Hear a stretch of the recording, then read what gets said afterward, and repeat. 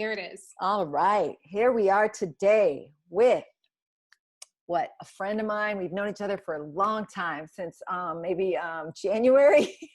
And I think I've seen you live twice because the pandemic happened. But this is Amanda Moncada-Perkins, and I'm so honored to have you here on my first episode. And if you could just tell us more about yourself. Yes. All right, guys. Hi, I am Amanda Renee Moncada-Perkins. That is a mouthful. Here from the South Side of Chicago, born and raised. And I am a former corporate attorney and turned business consultant, business management consultant here in the city of Chicago. And I think just general social activist, and nice person. Yes. Really Yes. so I'm super thrilled to be here today with you, Amy, and I'm so proud of you. I know we've only known each other for a few months, but it feels like years. Yeah, I think for that sure. just happens when you are like soulmates with Yes. people. Yes, Right? I agree completely. The minute you came into my life group and you sat there, and the words that came out of your mouth, the one phrase that you did say, that you didn't even know, you came like 30 minutes late, and there was two people here that had just broken up with their boyfriends. Right. And you said a phrase, ooh, it just hit me like in the soul. You want to say that phrase? I'm going to say that phrase and completely give credit where credit is due. It comes from my sister friend, Kim Stotts. She's going to kill me for putting her out here. But the phrase is, don't stop for a crumb on your way to your banquet. And that's just real. I wanted to just pause there for a minute just so we could digest that. That Right. is so good. So good. And I think there was another girl that was like in a situationship too. Yeah. Where a guy was like treating her. So it was like, really, you came and just spoke some truth. And I'm like, that girl's going to be a part of my future. Well, and it was also pretty funny because I came in dressed super down, like with a hoodie on. I had a hoodie on. No makeup. No makeup on. I looked just like, I don't even know. It was great. It was great. But yeah, so no hoodie today. Yeah. Well, speaking of which, I do like to start the show with, before you were so educated, our childhood ignorant moments. And I'll start with one of mine. When I was about 3, I somehow got a hold of some scissors, and my sister had a doll. So I don't know if I was just by myself, like Edward Scissorhands, and I started to cut her hair off. And I remember the wrath of my dad. He was shortly thereafter left our family right there. Not because of me, of course. But he screamed in my face. And my sister was standing there gloating. We laugh about it today. She was gloating. He's like, why did you cut her doll's hair off? And I innocently answered, it'll grow back. And I logically believed that. So in that, later my dad thought about how bad that was, how bad he was so harsh on me. But I remember I pretty much, the rest of my early childhood was I was in a playpen. Then after that, like literally in a cage. Every picture you see of my childhood from like age 3 to 5, I'm in a cage. And I remember looking at my brother and sister out in the backyard. My mom's at the kitchen sink, and I'm in a cage with my stuffed animals, which is so funny because today, as a teacher, I always tell the kids that my high school students that they're kind of like my stuffed animals in my playpen, because it's very similar. So anyway, that's my ignorant story. What do you got? I don't know. I feel like to an extent, I still have ignorant stories. Sure. I'm doing one episode at a time. I'm always doing something that's ridiculous. And so I think I'm forever 12, but that's okay. You are reminding me of a tragic story of my own with scissors. Actually, they weren't scissors. They were, it was a razor. Oh. And so now I'm about to out myself. I didn't think I was going to tell this one, but you're encouraging me. So I was young. I mean, when you're young, there's a song called Young and Dumb, right? You're just young and you just do stuff, right? Yes. So I think I was maybe 7, 8, and I had my younger cousin there that was also like my sidekick. So we always did stuff together, and we were always getting in trouble, like, because that's just what you do when you're 7 or 8. Yes. You just get in trouble all the time. Yes. So my grandmother, God rest her soul, who is one of the biggest loves of my life, but it didn't matter. She could not escape my craziness as a 7-year-old. So anyway, she was asleep, and my cousin and I decided it would be a good idea to experiment with a razor and shave off her eyebrows. No. So I never told that story until maybe like 2 years ago to my aunt, and she was livid. She's like, "Oh my goodness, Right. you cut off my mother's eyebrows." It was a mess. I love that. And it's always the sidekick. That's the key, right? Because it's like, God. you ever hear the phrase? Well, you ever hear the phrase, I always use it with the boy, but one boy, one brain, two boys, half a brain, three boys, no brain. It's sort of like that whole idea. You know, we always have a friend that and then the third one, when the third one's there, then it's like, you can't ever say no, right? You got to do whatever the friend's doing. You just like, yes, group think. Ooh, that'll come into play later in our discussion. Let's go. Let's move it. Okay. I'm not going to taint this podcast with any stupid situationship stories, but let me define what situationship is. According to the Urban Dictionary, it is a problematic relationship characterized by one or more unresolved interpersonal conflicts, usually confused with dating. If you have one of those stories you'd like to share. Like 15 of those stories. I know. But, I think, let me just make this clear. I am a happily married woman right now. So those days are over for me. Thank God. But I had about I feel like 3 at least. And they were at different points of my life. And all of them have been situations where I'm like, I like hanging out with you. It's cool hanging out with you. We have fun and I'm a little bit attracted to you or whatever, but it could never go beyond that. Right. And even though those men want it more, I was just like, I would just thinking, they were thinking that opposite, where you were like, you had friend zoned them, but then they're thinking more. Them, yeah. But it was not my finest moments though, because I'm as much as you like to treat people with respect and dignity, it was just one of those, I don't know, you're young and you're just like, I just want to have fun. Yes. And hilarious. So and please, you treat them like you're in a relationship though, right? Yes. And so anyway. I hear you. Well, my book covers mine, so I'm not going to even go with any more stories there. But for my dirty laundry. Exactly. I do want to transition into, what's happening in our world and why we titled this podcast, Ain't Gonna Hold My Tongue Anymore.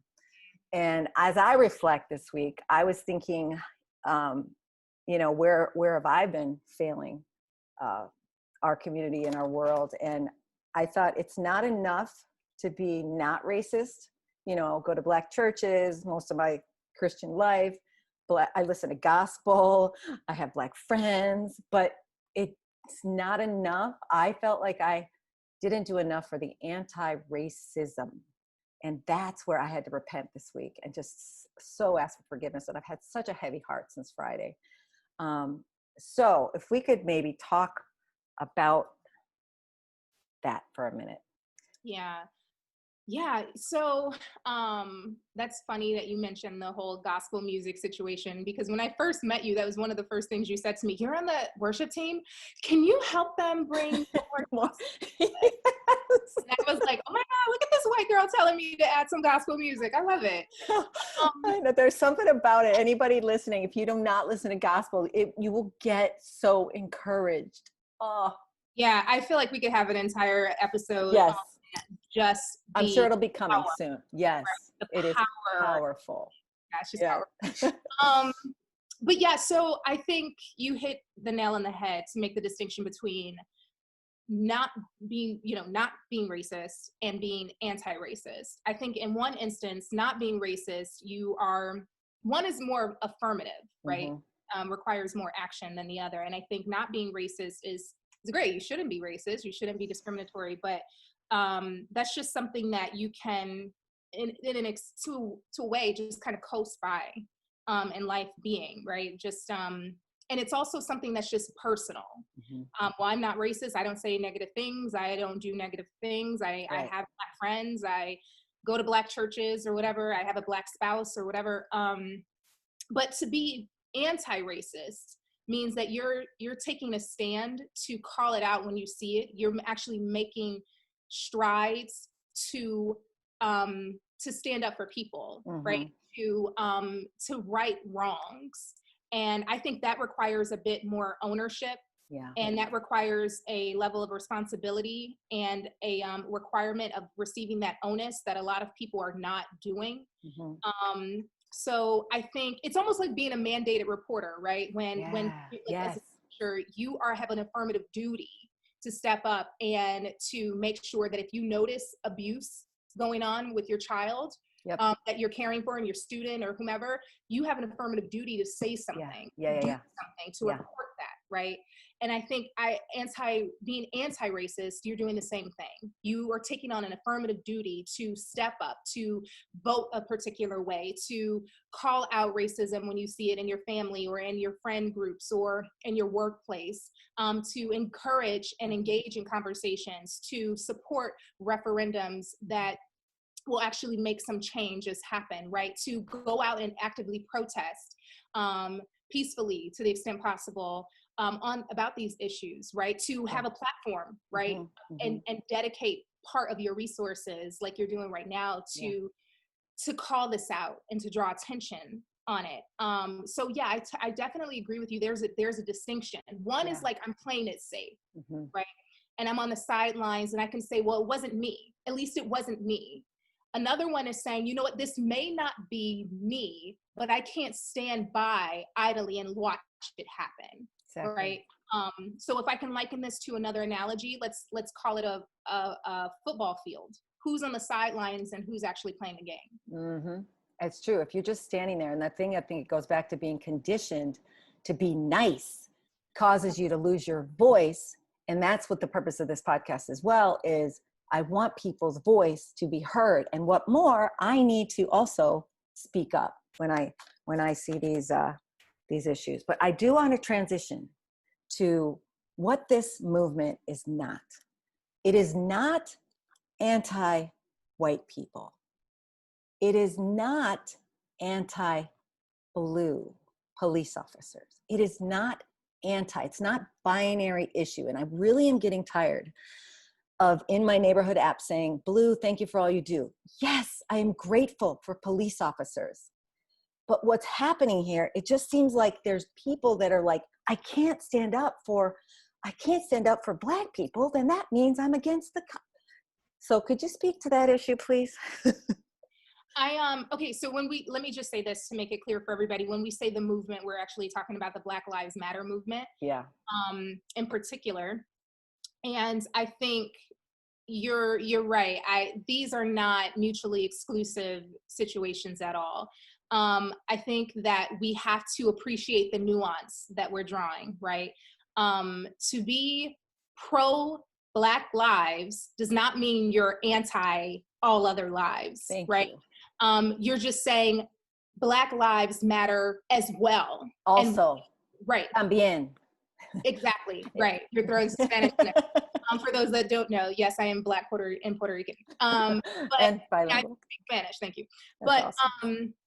But to say that Black Lives Matter is to establish something that seems overtly untrue for a lot of people, right? For a lot of people, they are not considering that Black lives are a part of that fabric that should matter. And so what we're simply doing, and I say we because I believe I'm a part of that movement too in my own way, is we are calling attention to the fact that there's a piece of this pie that doesn't seem to have to be focused on, right? It's kind of being forsaken, and that's a problem, right? So you can't say all lives matter, but then you have a part of the population that feels like they're not being heard or they're not being cared for or supported the way that the rest of the population is being supported. So we're simply calling attention to something.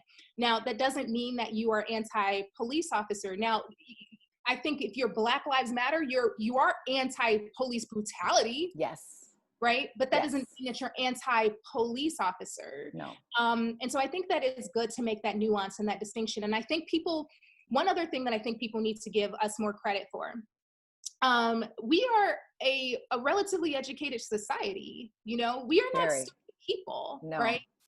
We have access to a whole lot of information, and I'm pretty sure we'll talk about this a little bit more, but to suggest that we don't know how to do two things at once is a little, if I can say, it's a little bewildering. It's also insulting, Yes. right?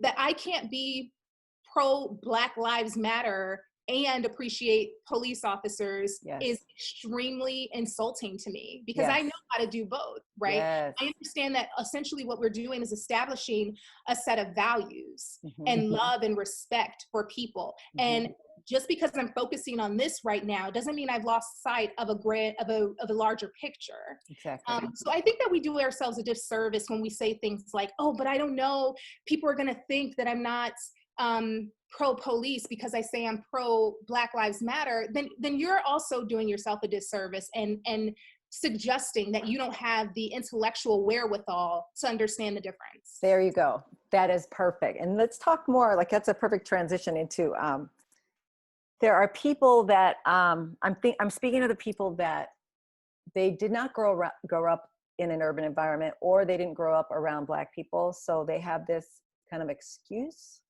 or what we would call an innocent or ignorant, not knowing form of racism versus like hatred, overt racism. Could you speak to that a little bit? I think like what you're getting at is like this blissful ignorance. Because I'm not exposed, I don't know what the issues are. I don't know what Black people are going through. I didn't know that what I said was racist. I don't know. Let me tell you, I have this conversation a lot with especially folks in my friend group and my immediate circle. My husband hears it a whole lot. I am not fond of I don't know isms. I'm not fond of that. I'm not fond of I don't know people. I just don't, like, there's a whole group of I don't know folks, and I'm just like, you have a brain. You have a brain. God, Willie, it is functional, fully functional. Use that brain, right? It is a powerful, powerful tool. It is probably one of the most powerful things that we possess, our mind. So why don't you just go and fortify it, feed it, engage with it? So I find that insulting too. But here's the thing. I think it's a blissful ignorance. It's like, well, I don't know the answer. I don't know the information. So I'm just going to sit in this ignorance. When in reality, we have a lot of information at our fingertips. I don't know is not an acceptable answer ever, right? Because it can be, let me go find out. Yes. Here's an interesting thing I want to point out. In my profession, well, I guess I should say my former profession now, it's so weird. When I worked in a law firm, one of the first few things that they taught us right away is you're an attorney. I don't know is not acceptable. Right? It is not acceptable. You need to go at least try to figure it out, try to find an answer, even if you're wrong. And then propose that answer, and then let somebody correct you if you're wrong. But simply coming and saying, I don't know. That's lazy. Right, exactly. That's exactly what I was going to come back and say, is it's lazy. And now you're forcing us to do your mental work and your mental labor for you. How lazy is that? Which is exhausting when you get the question in the Black community, what should we do about this problem? Right, which is extremely exhausting. Right, exactly. So I guess just to kind of close the loop on the first part, which is, when people say, well, I don't know, I'm not around Black people, I don't have many Black friends in my life or whatever, you have a lot of resources. Last time I checked, taxpayers paid for library access, and you can go and pick out a book. Half the time, you don't even need a library card to go in there and pick out a book. Last time I checked, Google is free. You can access information. And also, if you don't know any Black people in your life, or for that matter, anyone outside of your racial demographic, shame on you. Go find, I shouldn't say that, go find someone like you're out in the wild. There's a Black person over there. But I should say, in a sensible way, right? Go engage with people. Go engage with people. That is not excusable. The one beauty that we have in this country is that we're super diverse. Like, there are so many cultures here. There's no reason that you should say, I have never come across a Black person. It's like, you need to get your life together. You need to go and travel. You need to go travel somewhere. Right. Okay, but then you asked me another question about Yeah. the exhausting question that Black people and a lot of races and ethnic backgrounds get, um, is what can we do? What can we do? And to an extent, I understand the question, but also to an extent, I wonder if people are thinking about the question when they ask it, Mhm. right? So what I hear from that is, I want to help. I don't know what the first step is in order to help, right? Which is cool. But my thought is, have you given any thought to it before you approached me? You Yeah. know, because are you just having me carry your mental luggage, like the thought muscle that's necessary to kind of think critically about the situation? I almost feel like people want to just hand that burden off, and Mhm. I go and write a dissertation about, well, these are all of the things you can do. I use all my mental muscle to make sure that you didn't have to lift a finger. I know. So sometimes that's kind of how I know I feel. I don't want to speak for the entire Black community. I know I feel that way sometimes, and I know people that I talk to feel that way. But here's another thing. If we go back to the same idea, what I said about working in a law firm, it's not that you have to have the perfect answer. It's that you have an idea, Yes. a conversation starter. This is what I think we should be doing, but do you think this will be effective? Have us a Yes. part of the conversation, Yes. right? Like, Yes. you've done some heavy lifting on your own, and now we're part of a collaborative conversation.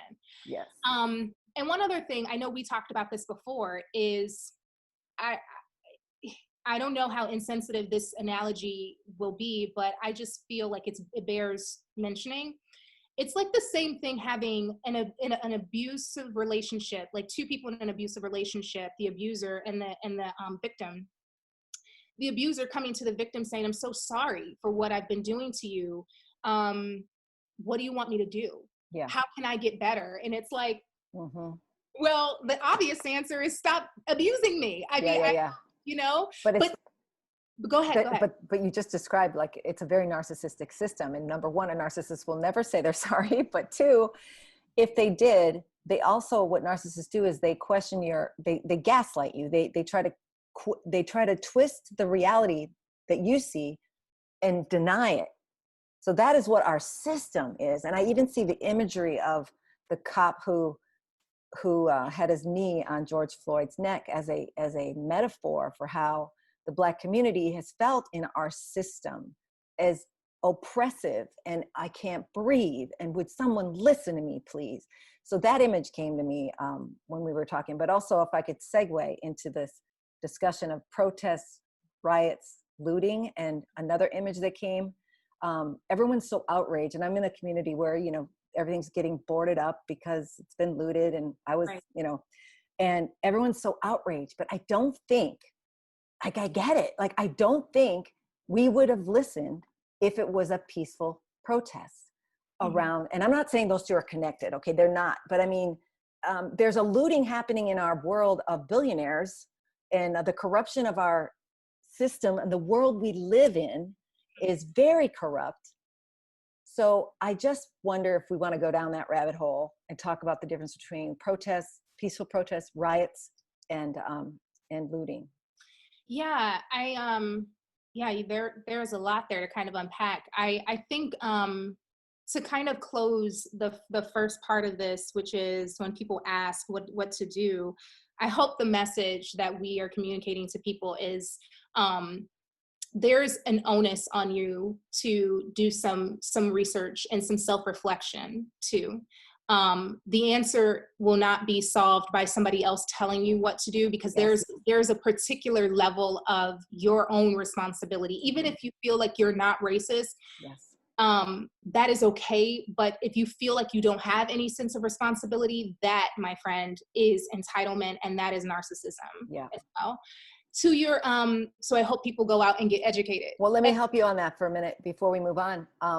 When in the education world, what you do with like special ed students is you do it for all students, but differentiation is a big buzzword, right? So you provide these scaffoldings on social media right now, in many platforms. I've posted some as well.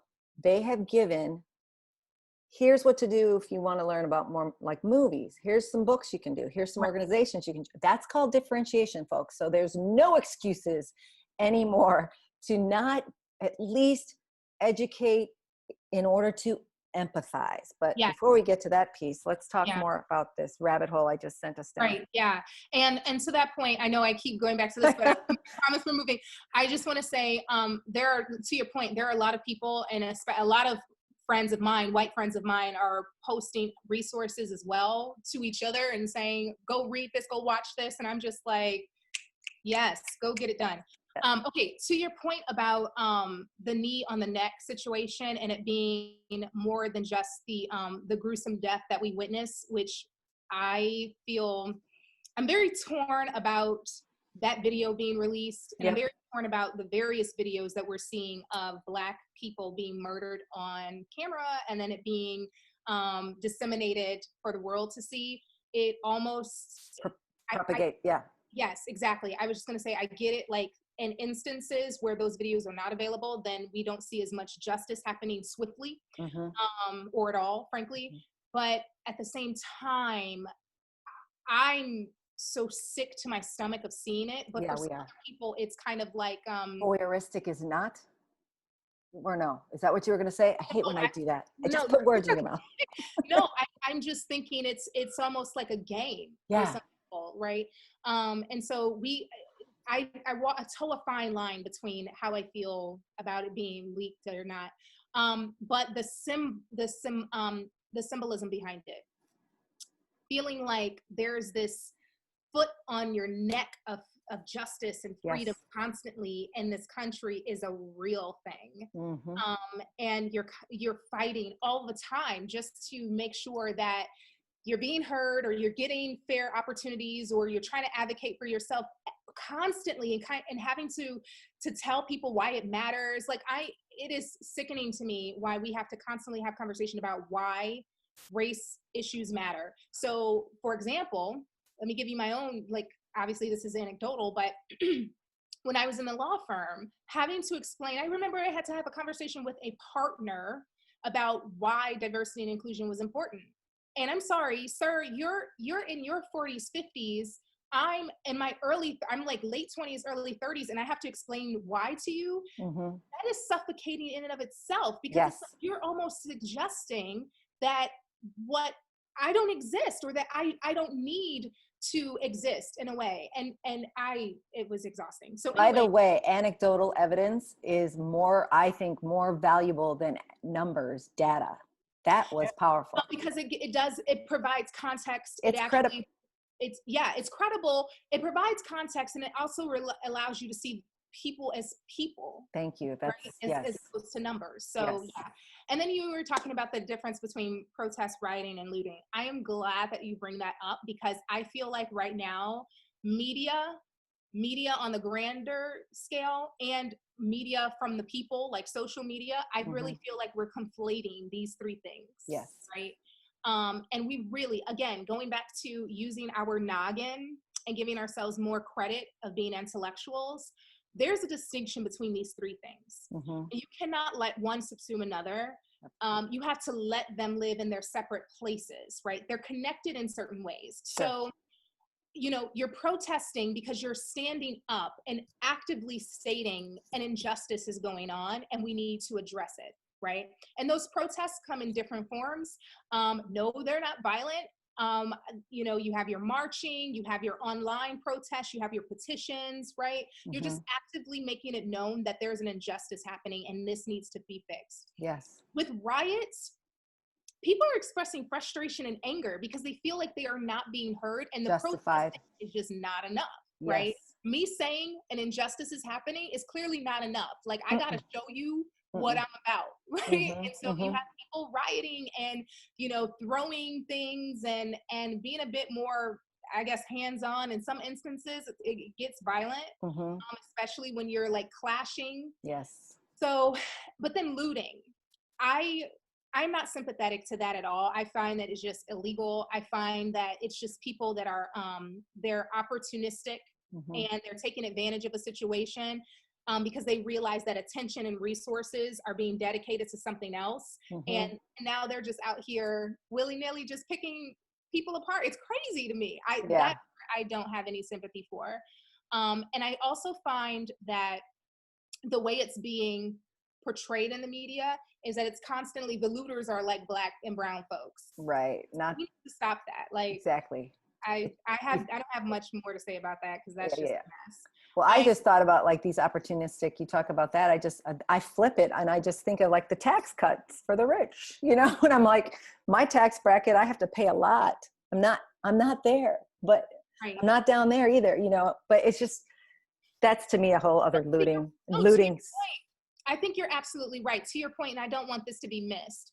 I think the way I see what you're saying is that there's a particular type of looting that's acceptable in this country. Yes, that's what I was trying to say. Yes. And that there is a certain type of looting that is looked down upon in this country. When poor people are looting, right, it's, you're vandalizing, you are obstructing justice and the laws. This is a lawless country and we need law and order. Right?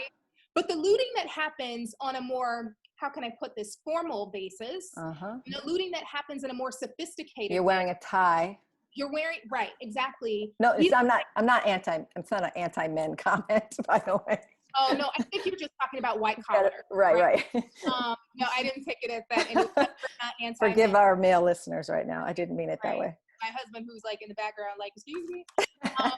But no, so I get what you're saying. You're saying it's more corporate-like, and it's more acceptable because of the type of people that's doing it, right? Yeah. Anytime poor people or the have-nots do something, it's condemned. But when the haves do something, we're like, oh, it's okay because, or we provide an exception, right? Yes. So looting, I think, this has been talked about quite a bit too. We loot countries. On a very formal basis, go and snatch up resources and use them to our advantage. Listen, Puerto Rico, right, is a prime example of that. Our natural resources on the island have been stolen for years. And the benefits, we don't see them, right? The people on the island don't see them, but no one has said anything about the looting that happens there. I am not saying that the looting that's happening right now on Michigan Avenue and other parts of the country is okay. It's not. No. It's not okay. But just as that's not okay, let's hold accountable the corporate looters and the government looters that are perpetuating these kinds of activities all the time. Well, the feeling that's evoked now that it's hitting home, walking on Michigan Avenue, that's the feeling that should be evoked because we need to feel the pain of that. And I think that we're missing the point here. So. Yeah, no, I totally agree. So for everybody that's, talking about the distinctions of or being upset about looting, right? Let's make sure we're being upset about looting in every gradation. Yes, because it's rooted in greed. And that's, again, segues lovely into our wisdom and understanding section of our podcast, which is the final episode or the final portion. Have you found, like, I know as I reflected, my God is a loving God, but he's also a just God. And I have been operating as a Christian so much. It's just, he's a loving God and I love you. But again, I talked about it before, like I had not been so active in fighting for justice. So if I could share what I was reading this week, which is weird. I have never read the Book of Jude in my life in the Bible. And this week I did. So if I could read an excerpt from that. And also Zephaniah, never read that book. And that came to me this week as well. Let me just read some of this because I really believe this pandemic with COVID and then the opportunity we've had to reflect as well as what's happening with the unrest in the world of equality. I just want to read this in Jude. It's a 1-page book of the Bible. And it's 2 chapters, but here it says, here comes the Lord Yahweh with his countless myriad of holy ones. He comes to execute judgment against them all and to convict each one of them for their ungodly deeds and for all of the terrible words that the ungodly sinners have spoken against him. These people are always complaining, never satisfied, finding fault with everyone, and they follow their own evil desires and their mouths speak scandalous things. They enjoy seductive flattery to manipulate others. And it goes on to say then in verse 17, in the last days, there will always be mockers motivated by their own ungodly desires. These people cause division and are followers of their own natural instincts, devoid of the life of the Spirit. It goes on to say that we really need to get it together with our God. We need to really pray, get rid of our idols, greed, materialism, anything that's distracted us from God, because he's giving us an opportunity right now to get it together. Right. His mercy is still there, but he's also an angry, jealous God. And he is speaking, and I hope everyone is hearing him. So I don't know if you want to speak to that. Yeah, I mean, I think that in a way, we need to be held accountable for our actions, right? And we need to do that for each other, and we need to do that for ourselves too. And realize that when we find that we're beyond reproach, retribution, and those things, then we ourselves are kind of looking at ourselves as gods, right? Yes. I've done nothing dangerous wrong. I am not, I don't need to be corrected. I'm fine. That in and of itself to me is a form of idolatry. Yes.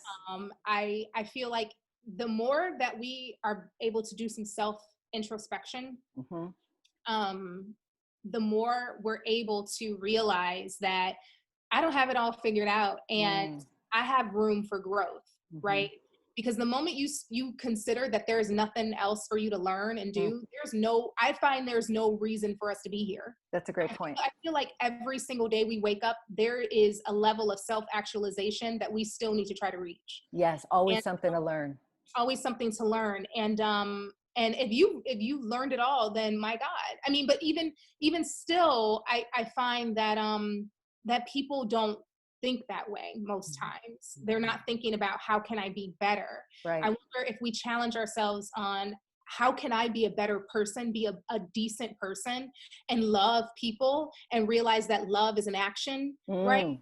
Then I don't think we would see a lot of the stuff that we see, right? Because we realize that we're falling short in some way. And in this instance,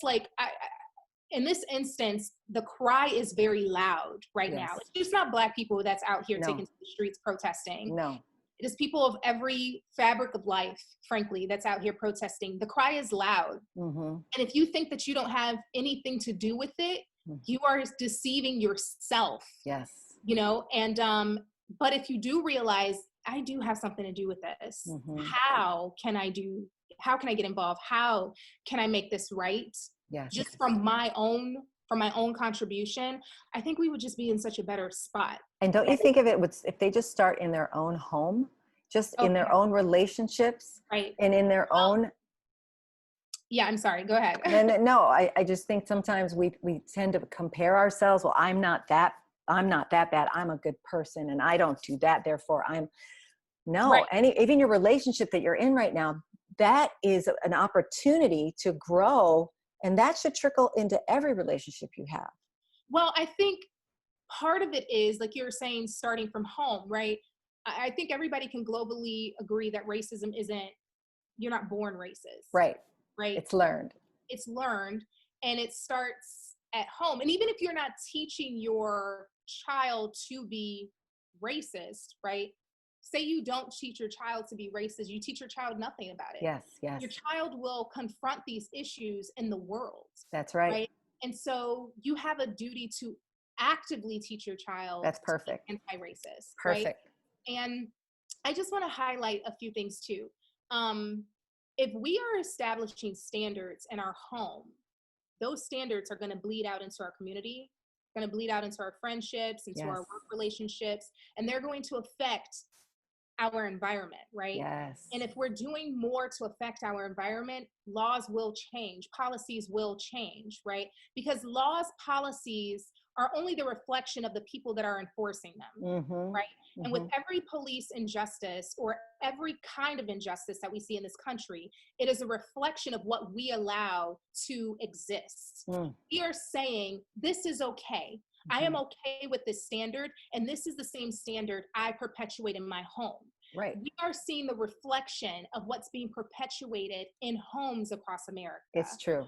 And until we say no more, even in my home, then it's never going to change. But the moment we say this will not even happen in my home anymore, it's going to start reverberating. Yes, that's where they need to start. Yes.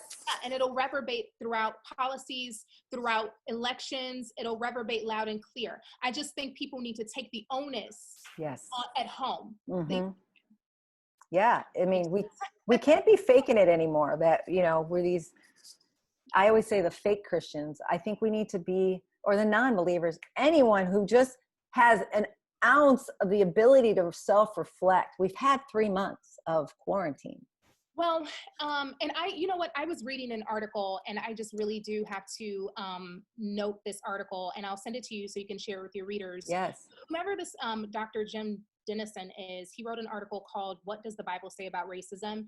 And it is just a wonderful, wonderful. Definitely provide those resources. Yeah, yes. I'm gonna double check and make sure he ain't cray before I say. Yeah. Okay. But he makes sense. He says, you know, Christians, we're duty bound, right, to make sure that we're not quiet in this instance, because we're the salt of the earth. Right? And what is food without salt, right? It's flavorless. Yes. Right? It's useless.